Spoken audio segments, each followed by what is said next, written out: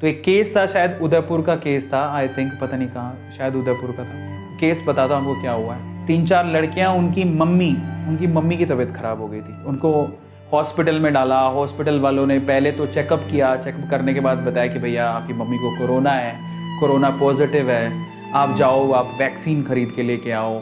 तब वैक्सीन इतनी आसानी से अवेलेबल नहीं थी। उन्हें बोला 7 डोज लगेंगी, ऐसे सुनने में आया।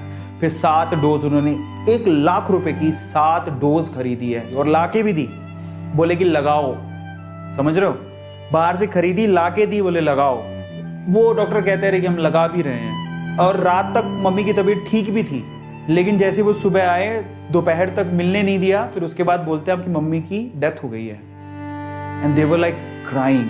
मतलब सभी, ये कैसे हो सकता है, मतलब how is this possible. So mummy की डेथ हो गई है, रात तक ठीक थे, डोजेस भी ला के दी। अब देखो, सबसे दुख की बात ये थी कि जब डेथ सर्टिफिकेट आया, डेथ की रिपोर्ट बनानी होती कि कोई क्यों मरा, रीजन, तो डेथ हुई तो कोरोना की वजह से हुई है ना, यही होना चाहिए था। उस डेथ सर्टिफिकेट पे या जो भी रिसिप्ट देते हैं उसके ऊपर लिखा हुआ था कि कोरोना नेगेटिव थी आंटी, वो उनकी मम्मी, मतलब उनको कोरोना हुआ ही नहीं। तो फिर आपने उनको एडमिट क्यों किया, और फिर कोरोना के लिए तुमने दवाइयां क्यों मंगवाई, वैक्सीन क्यों मंगवाई।